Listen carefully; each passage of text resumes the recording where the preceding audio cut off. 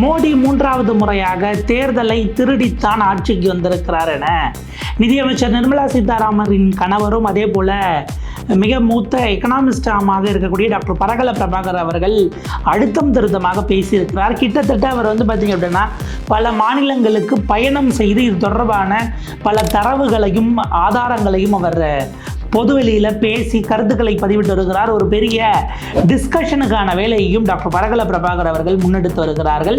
திருடப்பட்ட தேர்தல் தீர்ப்பு தானா 2024 மோடி மூன்றாவது முறையாக ஆட்சிக்கு வந்ததுக்கு பின்னால் கிட்டத்தட்ட 5 கோடி வாக்குகள் கூடுதலாக சேர்க்கப்பட்டு அதில் நடந்த தைடுதத்தம் தான் காரணமா? பரகல பிரபாகர் அவர்கள் முன்வைக்கும் குற்றச்சாட்டுகள், அதற்கு பின்னணியில் இருக்கக்கூடிய தரவுகள் என்ன, ஆதாரங்கள் என்ன, இந்த பிரச்சனையை எதிர்க்கட்சிகள் கையில் எடுப்பார்களா என்கிற பல்வேறு விஷயங்களை விரிவாக விளக்குகிறது இந்த தமிழ் குரலின் வளவன் எக்ஸ்க்ளூசிவ் செய்தி தொகுப்பு. ஆன் மனோரமாவில் ரிலீஸ் ஆகியிருக்கக்கூடிய ஒரு பீஸ் நம்ம பார்க்குறோம். Parakala Prabhakar says BJP manipulated results in 79 Lok Sabha seats cites Thrissur figures 2 அப்படின்னு அவர் குறிப்பிடுகிறார். இப்போ பார்த்திங்க அப்படின்னா அவருடைய நம்ம நேரடியாக அதனுடைய டீட்டெயில்ஸ்குள்ளே போயிடலாம். 79 மக்களவை தேர்தல் சீட்டுகளில் ஓட்டுகளை கூடுதலாக போட்டு தான் இவர்கள் வெற்றி பெற்றிருக்கிறார்கள் அப்படின்னு கேரளாவில் நடைபெற்ற ஒரு நிகழ்ச்சியில் டாக்டர் பரகல பிரபாகர் அவர்கள் பேசியிருக்கிறார்கள். கேரளாவில் எர்ணாகுளம் டிஸ்ட்ரிக்ட் காங்கிரஸ் கமிட்டியினுடைய ஆஃபீஸில் சபர்மதி ஸ்டடி சென்டர் அப்படின்னு ஒரு சென்டர் இருக்குது. அங்கே பார்த்திங்க அப்படின்னா ஒரு கெஸ்ட் லெக்சர் டாக் டெலிவர் பண்ணுறாரு டாக்டர் பரகல பிரபாகர். அதில் தான் அவர் என்ன பண்ணுறாரு அப்படின்னா மூன்றாவது முறை மோடியை ஆட்சியில் தக்க வைப்பதற்காக மிகப்பெரிய சுதந்திர இந்திய வரலாற்றிலேயே இதுவரை இல்லாத மிகப்பெரிய ஒரு மேனிப்புலேஷனை சீட்டிங்கை செய்திருக்கிறார்கள் என்கிற குற்றச்சாட்டை அவர் எழுப்புகிறார். இதற்கு முன்பாக அவர் தமிழ்நாட்டிலே கூட வாய்ஸ் ஆஃப் டிஎன் நடத்திய ஒரு நிகழ்வில் கலந்துக்கிட்டு ஒரு எலாபரேட்டான ஒரு டாக்கை கீ ஸ்பீக்கராக கிட்டத்தட்ட 1 மணி நேரத்தை கடந்து அவர் இது தொடர்பாக பேசியிருந்தார் அப்படிங்கிறத பார்க்குறோம். இப்போ கேரளா போயிருக்கிறாரு. பல்வேறு இடங்களில் ஆர்கனைஸ் பண்ணக்கூடிய நிகழ்ச்சிகளில் அவர் இந்த குற்றச்சாட்டை தொடர்ந்து முன் வச்சுக்கிட்டு இருக்கிறாரு. அவர் இன்றைக்கி எதை ஆதாரமாக சைட் பண்ணுறாரு அப்படின்னா VFD, the vote for democracy அப்படின்னக்கூடிய ஒரு அமைப்பு.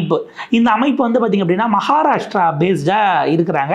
சிட்டிசன்ஸ் பிளாட்ஃபார்ம் அவங்க என்ன பண்ணுறாங்கன்னா இந்தியா முழுக்க இருக்கக்கூடிய 543 தொகுதிகளிலும் எவ்வளோ வாக்குகள் பதிவானதாக சொல்லப்பட்டது.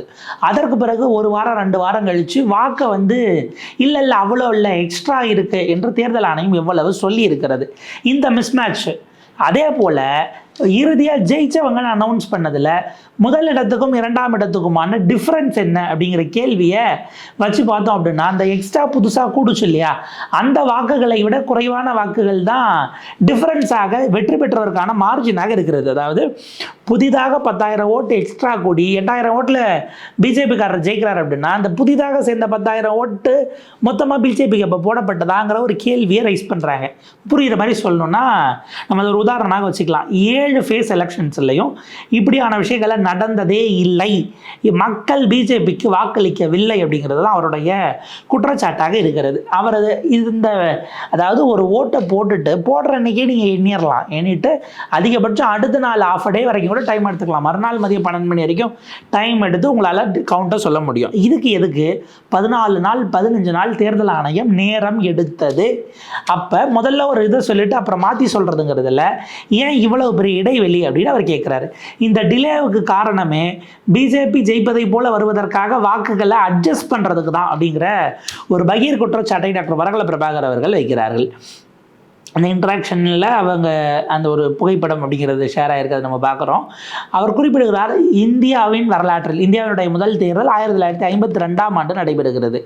அன்னைக்கு தொடங்கி இன்னைக்கு வரைக்கும் ஒட்டு மொத்தமாக அதாவது பதிவான வாக்குகளும் இவ்வளோ தான் பதிவாச்சுன்னு வழக்கமாக இது பண்ணும்போது அந்த டேலி பண்ணும்போது கொஞ்சம் முன்ன பின்ன இருக்கும்.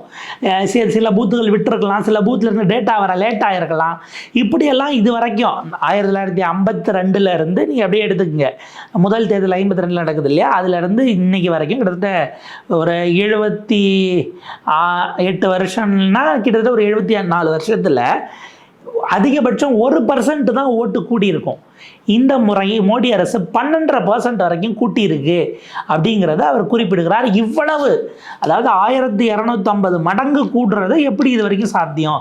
ஏன்னா நீங்கள் கூட்டும்போது ஒரு நம்பர் முன்ன பின்ன போடலாம், நீங்கள் இதை டைப் பண்ணி அனுப்பும்போது ஒரு நம்பர் மாறிடலாம். இப்படி தான் உங்களுக்கு டிஃப்ரென்ஸ் இருக்குமே தவிர, அதாவது 100 ஓட்டு அப்படின்னு சொன்னாங்க அப்படின்னா 100 இல்லைங்க 101 ஏறும். இந்த முறை அது எப்படி ஏறி இருக்குன்னா 100 ஓட்டு அப்படின்னா இல்லைங்க 113 ஓட்டு அப்படின்ட்டு அது 10 மடங்கு 12 மடங்கு 12.5 மடங்கு ஏறி இருக்கு அப்படிங்கிறத அவர் குறிப்பிட்டார். இதில் வந்து ஒடிஷாலையும் ஆந்திர பிரதேஷ்லையும் 12% வாக்கு கூடி இருக்கிறது அப்படிங்கிறத குறிப்பிட்டுறாரு.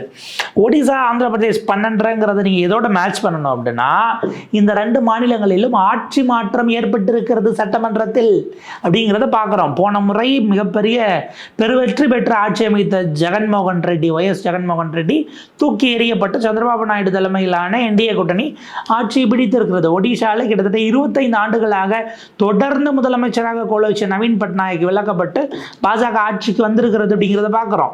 அப்போ இந்த இடத்துல இவ்வளவு இந்த வாக்கு சதவீதம் பெருவாரியாக ஏறினது என்பதை ஏன் அப்ராப்ரியேட்டாக நீங்கள் ஒர்க் பண்ணலை அப்படிங்கிற கேள்வியை நம்ம எழுப்ப வேண்டிய தேவை இருக்கிறது.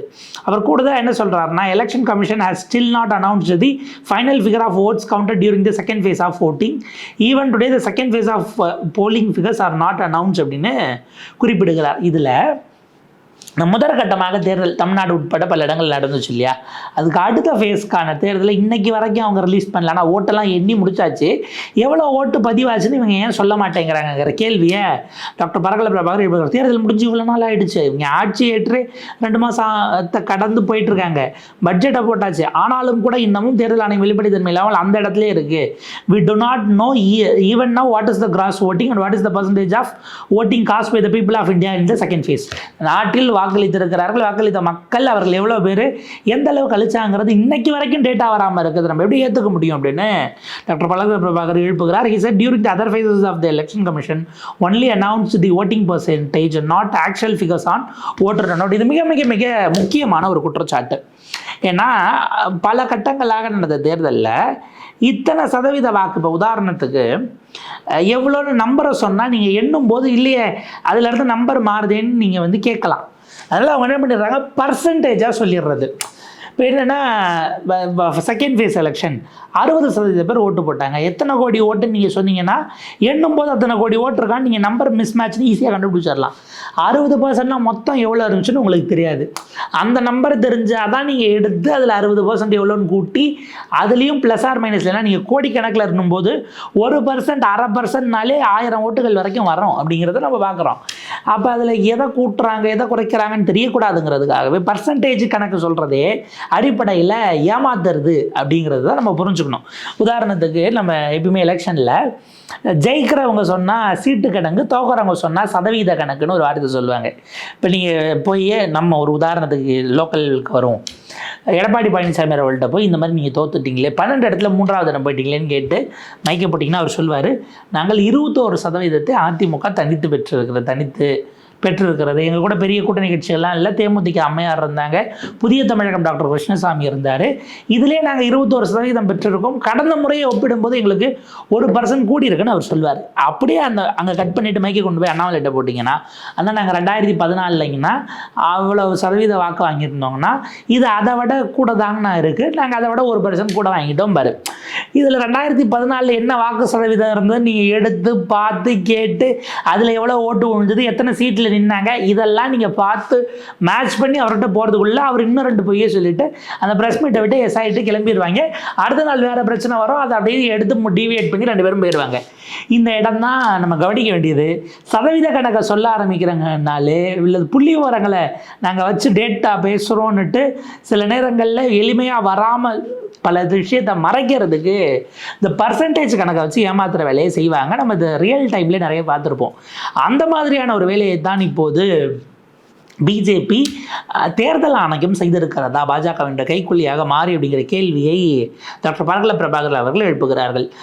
5 கோடி வாக்கு நீங்கள் எப்படி ஏறும்? இதை நீங்கள் 540 இதால் 540 சீட்டுக்கும் பிரிச்சிடக்கூடாது. 79 சீட்டு குறிப்பாக 15 மாநிலங்களில் இதுதான் மிக அதிகமாக இருக்கிறது.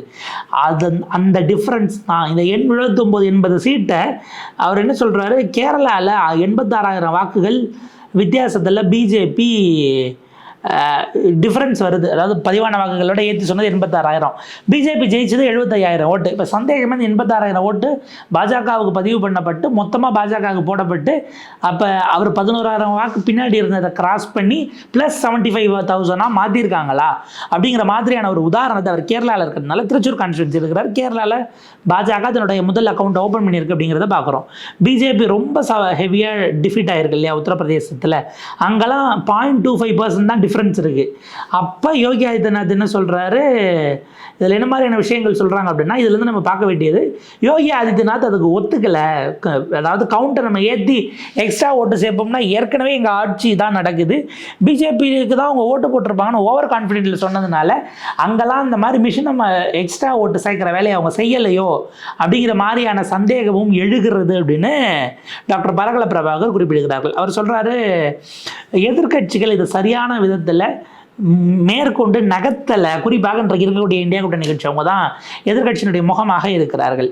அவங்க இது தடுப்பதற்கு, ஏன்னா எல்லா ஊருக்கு ஒவ்வொரு பூத்துலையும் உங்களுக்கு ஆள் இருக்குது, எவ்வளோ வாக்குகள் போடப்பட்டதுங்கிறத நீங்கள் தனியாக ஒரு பக்கம் உட்காந்து டேலி பண்ணி எடுத்து போட்டு இவ்வளோ தூரம் வந்திருக்குது என்று வைத்து தேர்தல் ஆணையம் ஏற்றி சொல்லிச்சுன்னா இந்த எக்ஸ்ட்ரா ஓட்டு எங்கேருந்து வந்தது, எங்ககிட்ட பூத் ஸ்லிப் இருக்குன்னு சட்டையை பிடிச்சி தூக்கி அவங்கள சட்ட ரீதியாக மக்கள் மன்றத்தில் முகத்திரை கிழிக்கக்கூடிய இடத்துக்கு தேர்தல் ஆணையத்தை இழுத்து செல்ல வேண்டிய வேலை எதிர்கட்சிகளுக்கு இருக்கிறது. இந்த விஷயத்தை அவர்கள் தடுக்காமல் விட்டுவிட்டார்கள், தடுக்க தவறிவிட்டார்கள் அப்படிங்கிற குற்றச்சாட்டையும் ஒரு பதிவிடுகிறார். அதே போல் வந்து பார்த்தீங்க அப்படின்னா 17C ஃபார்ம்ஸை எதிர்கட்சிகள் இந்த 17C ஃபார்ம்ஸை ஒழுங்காக கலெக்ட் பண்ணி நேரம் அவங்க ஏதாவது தொகுதி அதை கரெக்டாக பண்ணியிருந்தாங்கன்னா தேர்தல் ஆணையத்தை அன்னைக்கு பிடிச்சி கோர்ட்டுக்கு இழுத்து ஆதாரத்தோடு அவங்க மூஞ்சில் விசிறி எரிஞ்சு இதில் எலெக்ஷனுக்கான ரிசல்ட்டை சேலஞ்ச் பண்ணி இந்த எக்ஸ்ட்ரா ஓட்டு எங்கேருந்து வந்ததுன்னு கேட்டிருக்கணும். ஆனால் இவங்க கேட்கல. பொலிட்டிக்கல் பார்ட்டிஸ் வந்து பார்த்தீங்க அப்படின்னா பொது சிவில் சமூகத்தினுடைய ஆர்கனைசேஷன்ஸ் இவங்க உட்காந்து இவ்வளோ திருத்த கலெக்ட் பண்ணுறாங்க. ஒரு தனியார் அமைப்பு அவங்க வந்து இவ்வளோ டீட்டெயில்ஸை கலெக்ட் பண்ணி 540 தொகுதிக்கும் ஒர்க் பண்ணி கிட்டத்தட்ட 60 நாள் கழித்து ஒரு டீட்டெயில்டு ரிப்போர்ட்டை அவங்களால வெளியிட முடியுது. அப்படின்னா அரசியல் கட்சிகளுக்கு அதை விட அதிகமான கட்டமைப்பு இருக்கிறது, அதை விட அதிகமான சோர்ஸ் இருக்குது, அதை விட அதிகமான ரிசோர்ஸ் இருக்குது. நீங்களே இதை உட்காந்து முன்னின்று செஞ்சு இதை முகத்திரையை கிழிச்சிருக்கணும். ஆனால் அப்படி நீங்கள் செய்யாமல் இருக்கிறது அப்படிங்கிறது தான் பிரச்சனை. இதை வந்து அரசியல் கட்டமைப்புடைய அரசியல் கட்சிகள் செய்திருந்தால் சீக்கிரம் முடிஞ்சிருக்குங்கிறத தாண்டி பலவிதமான சேஞ்சஸை நீங்கள் சேலஞ்ச் பண்ணி கொண்டு வந்திருந்திருக்கலாம். I am sorry to say this, political parties have not done enough. அரசியல் கட்சிகள் போதுமான அளவுக்கு இந்த விவகாரத்தில் செயல்படவில்லை. நான் இதை உள்ளபடியே வருத்தத்தோடு தான் அவர் பயனாக கூப்பிட்டுருக்கிறது ஒரு காங்கிரஸ் கட்சியினுடைய ஒரு டிஸ்ட்ரிக்ட் ஆஃபீஸ் அங்கே நடத்தக்கூடிய கூட்டமாக இருந்தாலும் நீங்கள் செஞ்சது பத்தலை அப்படின்னு நேரடியாக டாக்டர் பரகல பிரபாகர் அவர்கள் அங்கே இருக்கிறவங்களுக்கு தன்னுடைய கருத்துக்களை வருத்தத்தை வெளிப்படுத்தக்கூடிய ஒரு சூழல் இருக்கிறது. இதில் பார்க்குறது election commission had found itself caught in a controversy over the transparency of voter turnout data during the Lok Sabha elections. தேர்தல் ஆணையமே இந்த காலகட்டத்தில் சிக்கிச்சுங்கிறத பார்க்குறோம். May 22 அவங்க சுப்ரீம் கோர்ட்டில் சொல்கிறாங்க 17C ஃபார்ம்ஸை நாங்கள் வந்து இது பண்ண முடியாது, ஏன்னா ஒவ்வொரு ஸ்டேஷன்லேயும் எவ்வளோ வந்திருக்குங்கிறத எங்களால் வெளியில் சொல்ல முடியாதுன்னே போய் இந்த நாட்டினுடைய உச்சநீதிமன்றத்தில் தேர்தல் ஆணையம் சொல்லுகிறது என்றால் எதை மறைக்கிறது, யாரை காப்பாற்ற பார்க்கிறது, யாருடைய கைப்பாவையாக இந்த தேர்தல் ஆணையம் செயல்படுகிறது அப்படிங்கிற கேள்வி ஆபியஸாக வரும். பரகல பிரபாகர் என்ன சொல்கிறார் அப்படின்னா, doubt over the future of Modi government, saying it would be difficult for the PM as he is not used to coalition governments. அதாவது இப்போ இவ்வளவு பிரச்சனைகள் அவர் குறிப்பிடக்கூடியது, இவ்வளவு தகிதத்தங்கள் பண்ணி இவ்வளவு தில்லுமுல்லுகளை பண்ணி அவங்க வந்திருக்கிறதுக்கான வாய்ப்புகள் தான் இருக்குது அப்படிங்கிறத நம்ம பார்த்தாலும் கூட இவ்வளவும் பண்ணி வந்து அவங்களால 240 அப்படிங்கிற எண்ணிக்கைக்கு தான் வர முடிஞ்சிருக்கு. ஒன்று அப்படி வந்ததனுடைய காரணமாக அவங்க வந்து பார்த்திங்க அப்படின்னா இன்றைக்கி ஒரு கூட்டணி சர்க்காரை நோக்கி நகர்ந்திருக்கிறார்கள். அப்போ நம்ம இந்த இடத்துல கவனிக்க வேண்டியது, பிரதமர் மோடி என்கிற ஒரு தனி அட்மினிஸ்ட்ரேட்டராக அவரை நீங்கள் வந்து ஒரு அட்மினிஸ்ட்ரேட்டராக ஒரு நிர்வாக ரீதியிலான ஒரு முதலமைச்சராக, இது முன்னாடி ஒரு முதலமைச்சராக இருந்திருக்கிறாரு, இப்போ 10 ஆண்டுகள் பிரதமராக இருந்திருக்கிறாருன்னும் போது அவர் இந்த மாதிரி கூட்டணி சர்க்காரை நடத்தி பழக்கப்பட்டவர் கிடையாது. இன்னைக்கு அவர் ஒரு வக்பு போர்டு தொடர்பான ஒரு அறிக்கையை கொண்டு வராரு அப்படின்னா நிதிஷ்குமார் ஆதரிக்கிறேங்கிறாரு. சந்திரபாபு நாயுடு கட்சி எழுந்து சொல்லுகிறது இது உடனடியாக நிறைவேற்றக்கூடாது, இதில் நிறைய விவாதிக்கணும், நிறைய கேள்விகள் இருக்குது, நீங்கள் இதை ஜாயிண்ட் பார்லிமெண்ட்ரி கமிட்டிக்கு நாடாளுமன்ற கூட்டுக்குழுக்கு அனுப்பி அங்கே விவாதிக்கணும், வைடர் கன்சல்டேஷன் வேணும்னு சந்திரபாபு நாயுடுனுடைய எம்பி எழுந்து சொன்ன பிறகு வேறு வழி இல்லாமல் அந்த மசோதாவை மோடி அரசு ஜாயிண்ட் பார்லிமெண்ட்ரி கமிட்டிக்கு அனுப்புது. மோடியினுடைய கடந்த 10 ஆண்டுகளில் இப்படி ஒரு சம்பவம் நடைபெற்றதே கிடையாது. கிடையாது அப்படின்னு நம்ம சொல்லக்கூடிய அளவுக்கு பார்க்கக்கூடிய அளவுக்கு இன்னைக்கு விஷயங்கள் இருக்கிறது. ஏன்னா இவ்வளவு நாள் பண்ணதில்லை. ஆனால் இப்போ நாயுடு முடியாது அப்படின்னா அவர் அங்கே தான் அனுப்பணும். நிதிஷ் நாளைக்கு வேற ஒன்றுக்கு முடியாதுன்னா அவர் அங்கே தான் அனுப்பணும். ஷிண்டேவும் அஜித் பவாரும் எவ்வளோ நாளைக்கு கூட பிடிச்சிக்கிட்டு இருப்பாங்கன்னு தெரியாது. இது போக நாளைக்கு பவன் கல்யாணோ இல்லை அங்கே கூட இருக்க சிராக் பஸ்வானோ, ஏன்னா 6 சீட்டு 5 சீட்டுனாலும் கூட அதுக்கான வெயிட்டேஜ் இருக்கிறது அப்படிங்கிறத பார்க்குறோம். இதை சமாளித்து பழக்கப்படாத மோடி அவருடைய ஆட்சி காலம் என்பது, அவர் டென்யூர் என்பது உண்மையிலேயே உள்ளபடியே மோடிக்கே கஷ்டமானதாக இருக்க போகிறது. ஏனென்றால் அவர் இப்படிப்பட்ட அரசுகளை நடத்தி பழக்கப்பட்டவர் இல்லை அப்படிங்கிறத அவர் குறிப்பிடுகிறார். ஸோ ஒட்டுமொத்தமாக இதன் அடிப்படையில் பார்க்கும்போது இந்த மோடி அரசு அதனுடைய அந்த சர்க்கார் அடுத்தடுத்த கட்டங்களுக்கு போகும் பொழுது மிகப்பெரிய சிக்கல்களை சவால்களை அவர் சந்திக்க போகிறார். மெஜாரிட்டி இல்லாமல் இப்படி ஒரு இடத்துக்கு வந்து சேர்ந்தவங்க சிக்கினதே பெரிய சிக்கல்.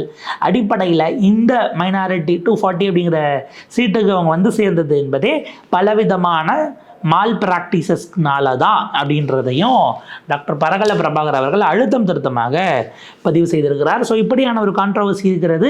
Of course at the end of the day அதெல்லாம் முடிஞ்ச அடுத்த நிலைக்கு வந்துவிட்டோம் அப்படிங்கிறத பார்க்குறோம். ப்ராக்டிக்கலாக அதுக்கு பிறகு என்ன செய்ய முடியும் என்கிற மிக முக்கியமான ஒரு கேள்வியும் இருக்கிறது அப்படிங்கிறதையும் நம்ம கவனிக்க வேண்டியிருக்கிறது. பட் அதை தாண்டி இன்னும் ஃபர்தராக இதனுடைய பாடங்களை பொது சமூகமோ அல்லது மிக குறிப்பாக அப்போசிஷன்ஸ் எடுக்கிறாங்களா, கற்றுக்கிறாங்களா அப்படிங்கிறதெல்லாம் நம்ம அடுத்தடுத்த நிலைகளில் பார்க்கலாம். தொடர்ந்து இணைந்திருங்கள் தமிழ் குரலோடு. நன்றி, வணக்கம்.